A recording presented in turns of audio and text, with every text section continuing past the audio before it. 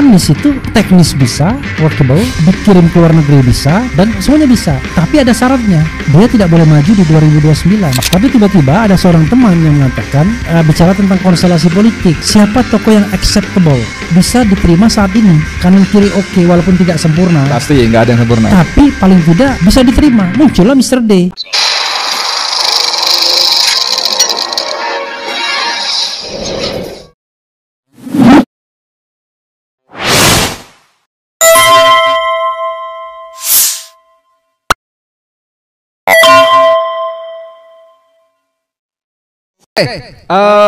Ini saya paksa Refli Harun untuk saya korek pendapatnya sebagai pakar hukum tata negara terkait dengan abolisi dan amnesti dan abolisi Prabowo Subianto kepada Hasto dan Tom Lembong. Kenapa saya minta? Karena keduanya ini adalah hak konstitusional yang diatur dalam konstitusi kita sebagai salah satu hak presiden. Makanya dalam konteks ini Refli menjadi ada otoritas untuk bicara seperti ini. Sekarang sebelumnya saya mau tahu dulu apa pandangan umum Bung Refli soal ini. Iya, saya terus terang agak kaget ya. Karena bisa Prabowo sampai pada kesimpulan untuk memberikan abolisi kepada Tom Lembong. Saya garis bawahi Tom Lembong dulu, karena itu yang menurut saya yang paling menggelegar seharusnya. Kalau amnesti kan barang sesungguhnya, dan itu memang sudah ya 1116. Tapi abolisi untuk Tom Lembong seorang itu menurut saya luar biasa. Saya kan malam itu di depan komputer, saya ditelepon wartawan Bloomberg. Oh, Bloomberg ya? Iya, dia ngasih tahu saya. Oh, benar, saya bilang. Ternyata benar. Setelah saya diwawancarai, gantian saya yang nyari narasumber ya kan. Kemudian dua kali saya diwawancarai wartawan Bloomberg dan iNews. Sama Hotman Paris. Kalau saya kepentingannya adalah untuk keadilan, kalau Hotman Paris kepentingannya karena dia bela klien yang pengusaha gulanya kan. Nah, kemudian setelah itu saya gantian yang cari narasumber, saya telepon Ari Yusuf Amir. Dan akhirnya akhirnya saya diajak ke Cipinang, LP Cipinang pukul 9 lebih sedikit untuk menjemput kepulangan, untuk menjemput Tom Lembong, dan akhirnya ya kira-kira jam 10 malam baru bisa keluar. Jadi saking excitednya kita tungguin Tom Lembong sampai keluar, karena pada waktu itu kita berpikir, dan saya juga berpikir bahwa kalau Kepresnya itu tanggal 1 Agustus, maka dia harus keluar 1 Agustus pula. Tidak perspektif hukum, kalau dia keluarnya itu lebih dari jam lebih untuk menahan Tom Lembong. Kalau ketika belum ada Kepres abolisi, ya itu namanya ada subjektivitas. Ini kan tahanan pengadilan.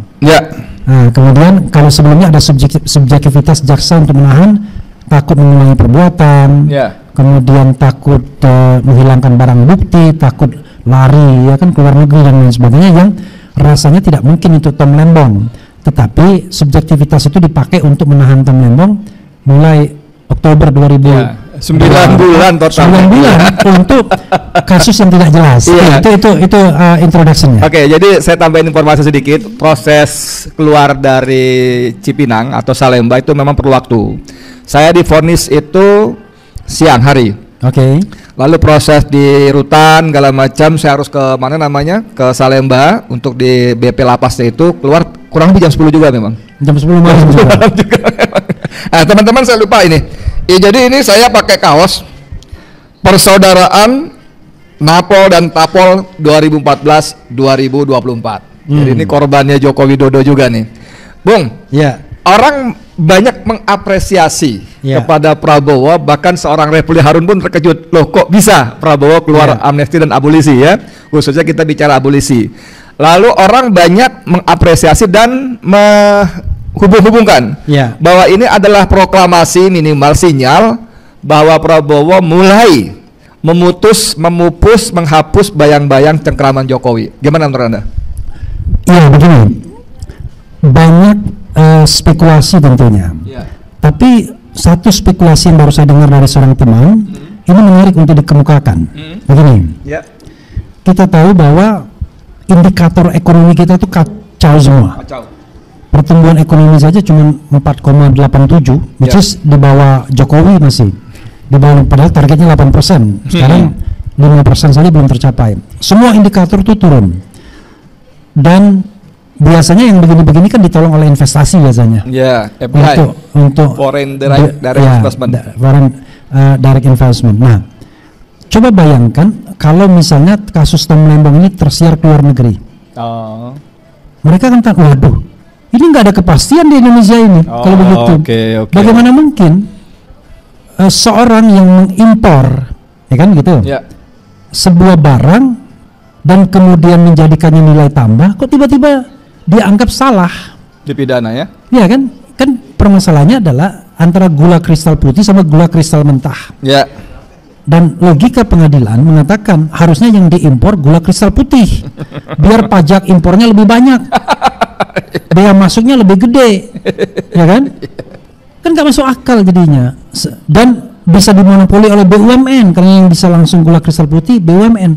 Kalau begitu ngapain ada yang namanya perekonomian, pilar ekonomi kan ada negara, ada swasta, ada koperasi. Nah, ngapain kalau ada kita mendorong misalnya perekonomian swasta untuk membuat nilai tambah sebaik mungkin.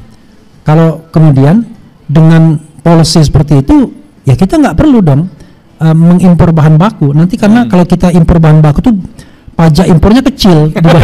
Kan logikanya kan aneh. Udah gitu bilang, katanya Tom lebih pada ekonomi kapitalis daripada ekonomi Pancasila. Makin absurd aja. Makin absurd. Nah, karena itu keabsurdan seperti ini yang kemudian ada tantangan langsung. Kan barangkali kalau seandainya konstelasi politik Prabowo nggak terlalu lah, ini pendukung Anies, pendukung Jokowi, pendukung ini, barangkali dia belum terlalu ini. Tapi seorang teman mengatakan kepada saya, Prabowo minta data intelijen soal ini. Ya walau-walau kita juga nggak tahu kan, data intelijen, dan kemudian itu hasilnya. Kalau Tom Lembong itu tetap dihukum, itu akan semakin memperberat berdampak. Jadi jangankan 8%, 5% pun kedodoran ya. 4, ya. Nah itu kalau kita bicara mengenai citra pemerintahan, bayangkan pemerintahan ini rating approval aja jadi masalah, apalagi indikator yang real seperti ekonomi. Oke, itu dari sisi ekonomi. Sekarang kita balik ke sisi politik. Betul nggak sih spekulasi, anggapan, dugaan, atau lebih pada harapan kalau menurut saya? Kalau saya menerjemahkan begitu, bahwa Prabowo betul-betul menghapus bayang-bayang Jokowi. Kalau saya iya dan tidak ya. Kenapa saya yang tidak? Tidaknya kenapa? Gini, kalau kita lihat beberapa indikator ya, kelihatan betul ada persaingan antara Prabowo dan Jokowi. Misalnya soal Putra Trisno kan? Sudah dipecat, Kunto Arwibowo, sudah dipecat, sehari kemudian balik lagi. Tapi ada juga fenomena Hasan Nasbi. Sudah mengundurkan diri, tetap dipertahankan. Itu bacanya gimana gitu tuh? Ya, saya kira bacaannya adalah Jokowi dan Prabowo ini selalu main catur. Sebagai lawan. Iya, sebagai lawan. Pihak berhadapan ya? Iya, pihak yang berhadapan. Jadi bidak-bidak yang dilangkahkan itu kelihatan betul bagaimana untuk menumbangkan lawan. Nah, saya mendapatkan ini misalnya dari seorang pengamat juga yang saya baca, dan saya setuju. Salah satu bidak yang dilangkahkan oleh Jokowi adalah perpindahan IKN. Dia berharap bahwa akan dilanjutkan. Kalau IKN pindah, maka Prabowo akan di sana, sementara wakil presiden di sini. Dibalik. Iya kan? Karena dia menjadi ketua aglomerasi kan? Iya kan? DKI dan sekitarnya. Nah, itu orang menganggapnya itu bukan hanya sekedar ingin dia legacy pindah ibu kota, tapi itu sebuah strategi. Oleh Prabowo di stop itu. Cara nyetopnya adalah tidak ada perpindahan. Bahkan saya mendengar bahwa dari seseorang yang bertemu langsung Prabowo di luar negeri, orang Indonesia yang cerita kepada saya, dia bilang sampai 10 tahun pun saya nggak akan pindah. Dua periode ya? Iya, maka saya percaya bahwa Prabowo tidak akan pernah memindahkan ibu kota. Cuma dia lip service tetap dilanjutkan, tapi dengan anggaran yang sangat terbatas. $1 miliar dia ngomong waktu di Davos. Jadi nggak signifikan kan, dan tidak juga diboost secepat-cepatnya dan lain sebagainya. Nah, berikutnya lagi adalah rupanya bidak baru lagi Gibran kemudian cari wilayah-wilayah pencitraan, lapor mas dan lain sebagainya, kemana-mana kemana-mana dia kasih susu, kasih makanan dan lain sebagainya. Pokoknya dia politik pencitraan aja. Sama Prabowo kelihatannya di stop ini, sampai kemudian ada sinyal yang mengatakan bahwa Gibran akan disuruh untuk menyelesaikan masalah Papua. Di Papua, betul. Langsung pemimpin pemberontakan saya bilang, emang bisa apa dia? Karena itu permasalahan yang tidak gampang. Ya, judulnya Ketua Percepatan Pembangunan Papua, keren sekali tuh. Ya, jadi karena itu menurut saya memang permainan catur ini terus menerus. Jadi betul ya, Bung Refli setuju ya bahwa ini adalah bukan cuma sekedar sinyal, tapi sekaligus provokasi Prabowo bahwa ini jurus gua di papan catur ya. Gua bukan penerus lo, begitu kurang lebih nggak? Iya, karena begini, kan katanya Jokowi guru politiknya Prabowo. Ya, itu diklaim berkali-kali. Wah, guru politiknya. Tapi betul barangkali Dr. Tiva ya, saya harus jujur, saya dengar dari Dr. Tiva. Dalam hal apa guru politik? Dalam hal sen kanan belok kiri. Menarik. Jadi Prabowo, hidup Prabowo, hidup Jokowi, hidup Jokowi. Tapi besoknya Pertamina diaduk-aduk. Padahal kita tahu Reza Khalid misalnya, so long time dia menjadi backbone-nya Jokowi misalnya. Betul. Itu kan menarik jadinya.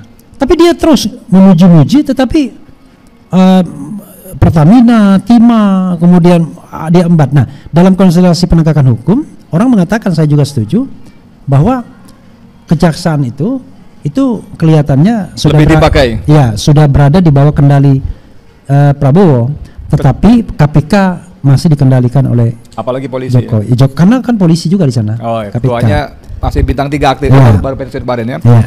Bung, ini saya sebetulnya senang mendengar ulasan seperti ini karena ini walaupun bukan analisis saya, ini harapan saya. Saya berharap bahwa Prabowo berhenti menjadi bayang-bayang dari Joko Widodo. Tapi pada beberapa kasus lain kan menunjukkan bahwa dia Solo masih begitu dominan. Misalnya pada tadi sebut-sebut kasus Kunto ya.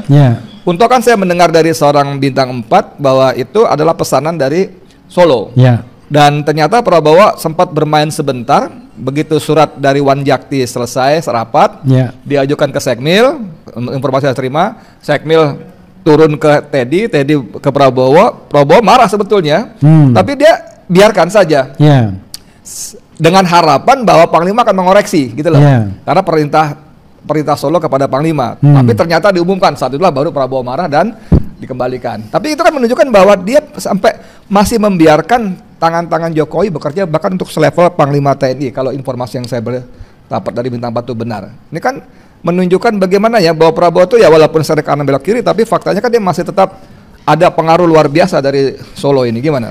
Ya, pertanyaan saya begini, apa yang membuat Solo kuat? Kan itu dulu kan, yang membuat kemudian Prabowo perlu waktu untuk melakukan konsolidasi. Menurut saya ada 2 faktor, faktor dalam negeri dan faktor luar negeri. Faktor dalam negerinya adalah untuk sementara para konglomerat atau para oligarki ini menjadikan Jokowi sebagai bumper atau sebagai bidak catur untuk dimajukan dalam hal negosiasi. Karena Prabowo itu cara berpikirnya agak beda. Dia kan sesungguhnya sosialis kan sebenarnya, dari bapaknya Sumitro kan. Tapi Jokowi tidak kuat-kuat banget kalau hanya oligarki tanpa dukungan kekuatan China asing. Saya mendengarkan misalnya bagaimana Jokowi mengatakan Xi Jinping itu sebagai big brother. Itu kan luar biasa menurut saya. Kakak besar dia bilang. Belum lagi isu-isu di baliknya ya. Soal ya dia diperkenalkan dengan Xi Jinping sejak berapa tahun sebelumnya dan lain sebagainya.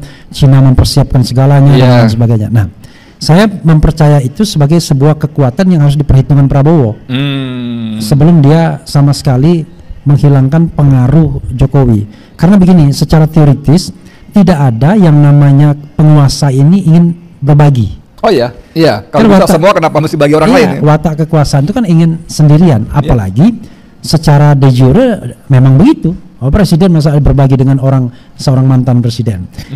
Berbagi sama wakil presiden aja dia nggak mau kan begitu. Iya kan? Nah, karena itu dia masih menghitung kekuatan Jokowi, terutama tadi. Misalnya gini, paling gampang adalah yang ditakutkan Prabowo barangkali adalah kelumpuhan ekonomi. Saya dengar itu. Let's say terjadi apa-apa, capital flight misalnya. Saya dengar itu. Kan kalau tidak ada bensin, ya mau bicara ideologi dan lain teriak-teriak, kalau tiba-tiba rakyat nggak bisa makan dan tidak ada, bahkan tidak ada uang cash untuk dibelanjakan misalnya, atau tidak ada bahan pokok karena disabotase dan lain sebagainya, maka pemerintahan kan akan jatuh, nggak akan kuat menghadapi rakyat. Menurut saya dia menghitung betul langkah-langkah itu, jangan sampai terjadi chaos di masyarakat karena tadi ada kekuatan yang menguasai perekonomian berapa persen ini, sepertiga perekonomian negara ini oleh segelintir orang yang bisa kemudian memicu ras dan lain sebagainya. Bank aja misalnya sekali ras sudah hancur. Iya, apalagi kemarin kan ada data juga bahwa kekayaan 4 keluarga sama dan lebih besar daripada 100 juta rakyat Indonesia. Makanya, kan edan sekali itu ya. Dan ini rasionya luar biasa. Kalau dia bertindak jomplang misalnya ya dengan melakukan apalah ya, sedikit ras misalnya kan, kemudian capital flight misalnya, walaupun kita sudah ada capital yang di luar negeri sudah pasti ada kan, tapi kan kalau dia bedol desa ya itu perekonomian itu lumpuh. Nah, rupiah pasti anjlok lagi. Ya, menurut saya itu yang dikhawatirkan. Dan kalau lihat cara kerjanya, Prabowo ini sepertinya gaya-gaya intelijen begitu cara. Ya, jadi kalau dia barangkali betul-betul dia pakai betul nasihat intelijen untuk membuat sebuah kebijakan. Termasuk Tom Lembong ini menurut saya analisis ini mengatakan Anda nggak bisa terus begini karena ini akan memunculkan ketidakpercayaan. Jadi gini, dia akan menghitung kira-kira dampak negatifnya terhadap Jokowi dan pendukungnya sama dampak negatifnya terhadap dunia internasional yang mau berinvestasi. Nah, dalam kasus Tom Lembong, menurut saya dia berhitung bahwa dampak internasionalnya jauh lebih kuat, karena dampak kepada Jokowi bisa direkonsiliasi. Ya mungkin nanti ada minta permakluman lah. Ya, atau ada tukar tambahnya nanti yang kita barternya tukar tambahnya nanti sebentar lagi kita akan tahu. Tetapi yang paling penting adalah dampak internasionalnya dalam hal komitmen investasi dan lain sebagainya, ini yang dia cegah dulu. Teman-teman sekalian, saya sebetulnya senang betul dengar analisis semacam ini karena ini harapan saya, apalagi datang dari seorang Refly Harun yang sejak awal sangat keras ya terhadap Prabowo Subianto. Kalau yang ngomong Saganda, Nainggolan atau apa kita maklum ya, tapi ini Refly yang dari awal nggak usah saya ulangi kalimatnya gitu kan ya. Tapi gini Bung Refly, saya baca 2 artikel yang berbeda dengan yang obrolan kita malam ini. Satu dari Sutoyo Abadi, Semarang. 2 pagi tadi dari Ahmad Hosinuddin. Ya, inti keduanya mengatakan bahwa ini justru jurus penyelamatan yang dilakukan Prabowo terhadap Joko Widodo. Khusus Hosinuddin dari sisi perspektif hukum, dia kritisi kenapa pada kasus Hasto amnesti, pada kasus Tom abolisi. Amnesti adalah pengampunan, tapi tetap ada. Abolisi pengampunan dan tindak pidananya dianggap tidak ada. Nah, dan itu dikeluarkan setelah Jokowi mengakui depan publik bahwa itu perintah saya. Dalam logika hukumnya, kalau Tom kena, maka Jokowi harus kena juga. Maka diberlakukan abolisi yang meniadakan aspek pidananya. Bagaimana menurut Anda? Menurut saya itu terlalu sumir jadinya. Sumir ya? Iya, karena itu mengandaikan bahwa perintah presiden itu kemudian bisa dikriminalkan semua. Saya kira enggak. Karena secara de facto memang Tom Lembong tidak bersalah. Kalau Tom Lembong tidak bersalah, maka kita tidak bisa mengkriminalkan orang lain. Walaupun vonis pas setengah tahun. Iya, itu kan kalau diincar dia. Artinya gini, dalam kasus yang sama tiba-tiba katakanlah Menteri Pertanian, Menteri Perdagangan yang lain dikenakan juga. Nanti yang polisi atau jaksa yang memprosesnya, Pak, ini nggak ada buktinya, maka itu nggak akan pernah naik. Ya kan? Jadi hanya orang yang diincar yang bisa dijadikan terpidana, divonis seperti Tom Lembong ini. Jadi sebenarnya kalau kita mau lihat ya, ada 2 orang yang dekat dengan Jokowi yang kemudian sama-sama diancam dengan hukuman 7 tahun penjara sesuai dengan angka 7 presiden ke-7 gitu orang bilangnya gitu kan. Jangan lupa Hasto itu orang yang sangat dekat ketika PDIP berkuasa. Bahkan dalam tanda kutip jangan-jangan Hasto juga petugasnya, ya kan? Mega menugaskan Jokowi menugaskan Hasto atau berbalik dan lain sebagainya.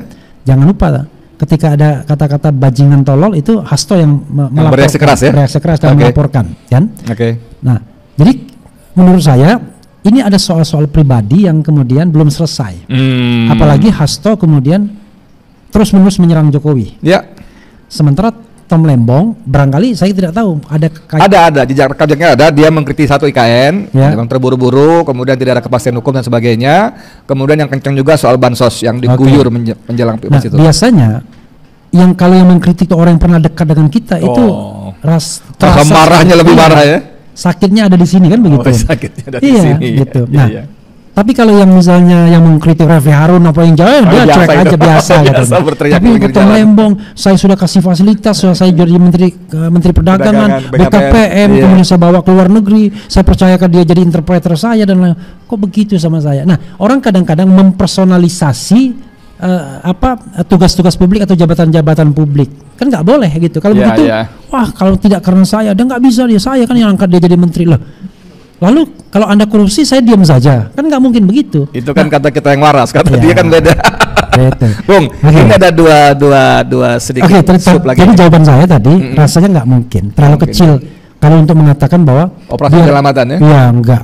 Saya kira enggak di situ lah.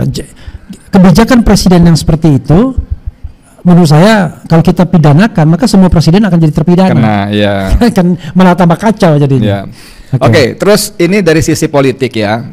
Ada analisis juga bahwa faktor Hasto, maka kita akan melihat Mega di belakang. Faktor Tom, kita akan melihat Anies di belakang. Ya. Orang membacanya ini sinyal dari Prabowo agar Mega dengan PDIP-nya minimal baik-baiklah. Syukur-syukur bisa masuk lah ya. Lalu kepada Anies, udahlah daripada di luar mulu, mendingan kita sama-sama. Itu gimana? Menarik ini ya. Jadi ini harus saya berefleksi juga. Tapi saya pakai watak kekuasaan. Kalau kita ingin mengeluarkan seseorang dari line up kita, maka kita harus memasukkan orang baru yang sama kuatnya. Setuju. Jadi kalau misalnya dia mau menendang Jokowi dan anasir-anasirnya, ya dia nggak mau biarkan PDIP di luar juga. Dia harus masukkan PDIP. Setuju. Nah, itu sama sebenarnya waktu itu tukar tambah tahun berapa Golkar dan PDIP. Ya kan? Jadi PDIP yang mau dimasukkan, Golkar yang mau ditendang pada waktu itu kan, waktu Demokrat berkuasa. Nah, tetapi tidak terjadi. Tapi intinya adalah wacana itu selalu ada. Jangan sampai kemudian kekuatan kita melemah. Berkurang. Idealnya kan diajak masuk semua. Tapi ketika harus beradab memilih ya lu keluar tapi gantinya sama setara lah gitu. Nah, kalau kita bicara mengenai kecenderungan, maka kekuasaan Jokowi itu akan makin lama makin lemah. Pasti. Sesuai dengan kodratnya kan, karena dia tidak berkuasa. Tetapi kekuasaan PDIP nggak mungkin lemah karena dia partai formal dan dia masih eksis, ya kan? Sehingga kalau kita mencari teman aliansi, mitra aliansi, ya saya lebih memilih PDIP kalau seandainya dia punya komitmen. Tapi PDIP pengen tukar tambah. Misalnya tukar tambahnya Hasto bebas. Kalau cuma Hasto bebas kecil sekali kurang ya. Misalnya lagi benefitnya apa lagi? Kapolri diganti. Oh, menarik ini. Bisa jadi kan? Iya. Karena isunya ya itulah yang sering selalu diminta, ya kan? Nah, isu berikutnya adalah tahun berapa? Tahun keberapa Gibran dimakzulkan? Menarik. Memang tidak sekarang, tapi tahun keberapanya penting. Mungkin tahun kedua, tahun ketiga. Nah, kalau kontrak politik itu memang begitu, saya masuk. Menarik. Kan harus take and give-nya kan harus rasional, nggak bisa suddenly begitu. Menarik. Jadi itu dari sisi PDIP. Dari sisi Anies, begini, Prabowo itu selalu ingin semuanya dirangkul. Karena memang ciri politik Indonesia itu begitu. Katanya gotong royong. Satu musuh terlalu banyak, 1000 tawan masih kurang. Kita musyawarah mufakat. Jadi kecenderungannya kita ingin selalu merangkul siapapun menjadi satu kesatuan dan tidak ada oposisi sama sekali. Dan terbukti bahwa ternyata untuk berkuasa itu jauh lebih gampang menjadi bagian dari pemerintahan ketimbang jadi oposisi. Setuju. Kan hampir tidak pernah oposisi itu berhasil tanpa menyerap ke dalam dulu. Iya. Nanti anda akan bilang, buktinya Jokowi berhasil. Jokowi tidak jadi oposisi dia. Tidak pernah dia jadi oposisi SBY atau oposisi pemerintahan sebelumnya. Kalau Megawati beda, tapi kalau Megawati yang maju belum tentu menang dia. Nggak laku juga. Iya, pada at that time kan, waktu melawan Prabowo. Nah, karena itu dicari Jokowi yang tidak punya sejarah oposisionalnya. Jadi karena itu menurut saya, kalau untuk Anies ini, saya pernah bikin sebuah skenario yang ngeri-ngeri sedap. Akhirnya kan saya mengatakan biarlah untuk diri saya sendiri yang saya tidak mau masuk sampai 2029. Kecuali ada kejadian yang luar biasa yang ada turbulensi politik. Tapi kalau normal saya sudah mengatakan dan mendeklarasikan. Tapi saya tetap mendorong orang-orang baik masuk. Begitu. Kan untuk diri saya sama untuk orang lain kan nggak boleh sama. Kalau enggak kan hancur negara. Saya berpikir misalnya konteksnya adalah impeachment Gibran. Saya ngomong apa adanya nih kan. Pertanyaannya adalah siapa yang akan menggantikan Gibran? Kalau Gibran di-impeach. Oke. Maka kata Mahfud MD dia menyebut 3 nama. Puan, Ganjar, Anies. Ini sih saya kira nggak analisis dia, cuma sekadar yang pantas. Kan gaya Mahfud kan begitu. Maka saya pakai gaya Mahfud juga. Siapa yang lebih pantas di antara 3 itu? Saya berkesimpulan Anies. Oke. Loh kok Anies? Begini. Kalau Puan sama Prabowo itu tipenya sama. Tipe pemimpin yang tahunya beres. Tidak mau going into detail. Nggak mau lah dia detail-detail memimpin rapat teknis begitu. Jadi makanya jabatan Puan kan Menko Pembangunan Manusia. Tapi kalau ditaruh Menko Perekonomian pusing dia pasti. Menko Teknis ya. Menko Teknis, Ketua DPR yang mimpin sidang, tapi teknis dikerjakan Wakil Ketua DPR termasuk abolisi ini kan. Yang aktif justru Dasko misalnya. Nah, itu tipenya sama, satu suka pidatus, satunya suka acara-acara seremonial saja. Kalau misalnya Ganjar nggak mungkin, karena dia nggak bisa melewati Puan. Satu kandang yang sama ya? Iya, nggak bisa dong. Ini kan ibaratnya barang yang pasti jadi kalau dimajukan kan, nanti in case ada impeachment maka Prabowo harus mengajukan 2 nama kan. Oke. Dan biasanya sudah ditentukan siapa yang akan dipilih kan. Cuman seremonialnya saja. Lagi pula Ganjar kalau di luar negeri tidak workable. Kalau dia harus dikirim ke luar negeri dan lain sebagainya. Anies itu teknis bisa, workable, dikirim ke luar negeri bisa, dan semuanya bisa. Tapi ada syaratnya. Dia tidak boleh maju di 2029. Kecuali Prabowo tidak maju dan Prabowo merestui dia. Ya kemarin dia bilang begitu waktu itu kan, tapi untuk 2020 19 kan. Tapi ini maksudnya perjanjian baru. Oke. Walaupun pernah ada perjanjian baru tulis ya. Yang muncul juga. Ini gimana peluang Mr. D ini? Nah, Dasko ini. Tadi saya kan menyebut 3 nama yang disebutkan oleh Mahfud. Tapi tiba-tiba ada seorang teman yang mengatakan bicara tentang konstelasi politik. Siapa tokoh yang acceptable, bisa diterima saat ini? Kanan kiri oke, walaupun tidak sempurna. Pasti nggak ada yang sempurna. Tapi paling tidak bisa diterima. Muncullah Mr. D sebagai alternatif. Salah satu halangannya adalah Mr. D ini satu kandang aja. Tapi kalau satu kandang kita sudah punya contoh waktu Prabowo Sandi. Sama-sama Gerindra ya.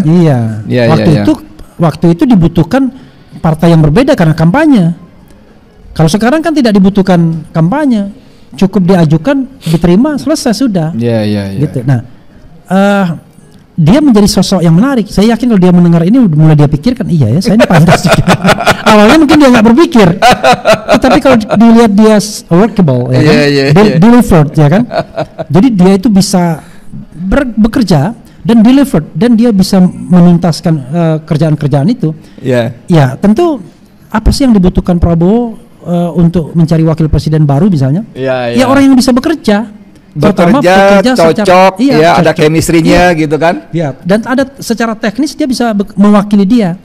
Barangkali kelemahan Dasko nanti cuman di politik luar negeri. Kalau seandainya misalnya dia membutuhkan orang yang kuat di internasional, tapi dia bisa pembagian tugasnya adalah Mr. D di dalam negeri, dia yang melawat kemana-mana. Nah, di situ ada Yusril yang merasa keren kan. Ada siapa lagi orang-orang yang dianggap Erlangga Hartarto misalnya, enggak lah. Gitu. Tapi teman-teman menarik ya ketika obrolan menyerempet kepada Dasko ya, dan Refli tadi secara spontan juga kalau dia dengar obrolan kita ini mungkin jadi kepikir juga walaupun sebelumnya nggak kepikir. Saya boleh titip buat teman-teman penonton ya, baik ini rombongan nih banyak nih teman-teman ya, mungkin bisa nyampe juga ke Dasko sehingga ya benar juga nih kata Refli, masuk akal juga nih. Rep, sebagai pamungkas ya, closing statement dari fakta-fakta yang ada ini dengan berbagai macam analisisnya, itu kira-kira ujungnya seperti apa nih? Apakah amnesti dan abolisi ini bisa menjadi satu tanda kutip kebiasaan bagus seorang presiden untuk membypass ya kebuntuan atau bahkan penggunaan hukum sebagai alat kriminalisasi oleh penguasa yang berlangsung selama ini. Orang bertanya, ya kalau Dasko sama Tom, karena mereka ada tokoh dan ada orang-orang di belakangnya, bagaimana dengan Gus Nur dan sebagainya dan lain-lain yang tanda kutip mohon maaf dianggap nobody gitu? Gimana? Iya, jadi orang jangan lupa abolisi itu hanya kepada Tom Lembong, sementara amnesti pada yang lainnya. Amnesti pada yang lainnya termasuk Gus Nur. Jadi termasuk Gus Nur, itu ya, clear ya? Ya. Saya tadi ada baca berita, jadi Gus Nur itu, tapi saya belum tahu Bambang Tri ya. Gus Nur termasuk penerima amnesti. Jadi dia yang tadinya bebas bersarat sekarang bebas murni. Oh. Oke. Jadi sebenarnya paket saya dapat nggak? Saya divonis 7,5 bulan. Jaksa banding kalah, jaksa kasasi kalah. Ini dapat nggak? Mau apa? Kasusnya mau amnesti atau rehabilitasi? Apa? Rehabilitasi dapatnya harusnya ya. Jadi gini, kita harus bedakan antara abolisi sama rehabilitasi. Rehabilitasi itu orang yang sudah selesai menjalani hukuman. Oh. Tetapi dia masih tercatat sebagai pernah menjadi narapidana, kan begitu. Iya. Dengan rehabilitasi dia dipulihkan nama baiknya. Jadi semua dianggap dia tidak pernah ada. Contoh, saya kasih contoh misalnya. Dengan dengan rehabilitasi, maka seseorang itu tidak terhalang lagi untuk menjabat jabatan publik. Iya, sebentar, ini masuk menarik nih. Ketika Saganda mau bermaksud menjadi dewas KPK, itu terganjal oleh itu. Iya. Syarat administrasi adalah bukan narapidana. Iya. Dan Saganda, Jumhur, teman-teman lain ini kan, Saganda khususnya lah itu terganjal soal itu. Berarti kalau rehabilitasi maka dia bisa menjadi posisi jabatan publik ya. Oke, nah ini yang orang nggak paham. Saya belum baca Undang-Undang Kementerian Negara yang baru ya, tapi mudah-mudahan tidak berubah. Jadi mereka yang pernah dihukum berdasarkan karena melakukan tindak pidana yang diancam hukuman 5 tahun atau lebih nggak bisa jadi menteri. Oh. Makanya walaupun politik ya, bukan kriminal ya? Bukan kriminal, nggak bisa. Walaupun politik, bukan kriminal. Iya, semuanya. Oh. Kan kemarin kena 10 tahun kan, yang ancamannya kan ancamannya iya. Ya. Tapi walaupun kenanya 6 bulan nggak ada masalah. Yang jelas dia pernah diancam dengan lebih dari 5 tahun. Saya belum baca undang-undang kementerian yang baru, tapi sepertinya undang-undang itu belum hilang. Nah, dengan demikian hanya rehabilitasi yang membuat dia bisa eligible. Setelah ada rehabilitasi dia bisa. Bisa. Karena rehabilitasi itu berarti dia dimaafkan, dihapuskan, dibersihkan namanya. Jadi tidak pernah lagi dianggap narapidana. Jadi Tom Lembong bisa jadi menteri karena kasusnya tidak pernah ada. Dianggap tidak pernah ada abolisi. Tapi kalau Hasto tergantung ancamannya berapa tahun. Tapi saya kira ancamannya lebih dari 5 tahun sepertinya. Nah, dia tidak bisa jadi menteri kalau seandainya nanti kita sama-sama lihat apakah di undang-undang kementerian yang baru pasal itu diubah atau tidak. Sepanjang saya kayaknya nggak diubah itu. Jadi balik ke closing tadi, bisa nggak kita berharap bahwa ini menjadi kebiasaan bagus seorang presiden tanda kutip walaupun nggak apa istilahnya mengintervensi perjalanan hukum yang sering dijadi alat kriminalisasi dengan hak-hak konstitusi seorang presiden. Iya, jadi di dalam sistem pemerintahan presidensial itu presiden tidak hanya sebagai kepala pemerintahan yang ada dirty politik sehari-harinya kan. Wah, dia harus berjegal-jegalan sama siapa dan lain sebagainya. Tapi dia juga sebagai kepala negara yang dalam konsep pemerintahan parlementer itu the king can do no wrong. Nggak salah ya. Ratu atau Raja Charles ya kan. Dia betul-betul ngasih gerasi, gunting pita, tapi dia tidak terlibat dalam dirty politik sehari-hari yang kotor. Karena itu dia bisa memberikan hak-hak tersebut untuk meluruskan jalannya pemerintahan dan lain sebagainya. Nah, kelebihan dalam sistem pemerintahan presidensial itu di satu tangan. Tapi itu juga kekurangannya. Jadi absolut ya? Dia semacam absolut. Dia punya konflik of interest. Di sisi lain instrumen konstitusional tersebut bisa digunakan untuk hal-hal yang sifatnya dagang, tukar tambah dalam dunia politiknya. Jadi untuk menarik gerbong PDIP, ya dia kasih amnesti salah satu paketnya misalnya. Atau untuk menjinakkan Anies dia kasih Tom Lembong padahal Anies juga nggak galak, udah jinak kok. Dari awal jinak malahan. Dia bukan tidak galak, dia sopan orangnya. Yang galak malah Refli coba kalimatnya. Nah, karena saya tidak punya gerbong dan saya hanya memperlakukan untuk diri saya sendiri. Coba bayangkan Anies, saya mengharamkan pengikut saya untuk mendapatkan jabatan publik apapun, ditinggalkan orang dia. Gitu. Teman-teman sekalian, menarik sekali, dan saya kira saya lagi-lagi saya harus katakan saya senang mendengar uraian seperti ini dari seorang Refli Harun ya. Saya apa boleh buat lah, saya ulang kalimatnya kurang lebihnya. saya tidak akan menerima jabatan apapun dalam 5 tahun ini dari pemerintah, kecuali memang dia bilang ada istilah turbulensi, sesuatu yang luar biasa. Makanya begitu Refli memberikan pandangan-pandangan seperti ini, menurut saya salah satu yang luar biasa itu Gibran di-impeach. Menurut saya ini pandangan yang objektif ya. Iya. Dan khusus buat Bapak Dasko, mudah-mudahan juga mendengar, supaya tadi kata Refli boleh juga dia dipikirkan ya. Oke, demikian dari saya, Di Mulyadi. Assalamualaikum warahmatullahi wabarakatuh. Waalaikumsalam warahmatullahi wabarakatuh.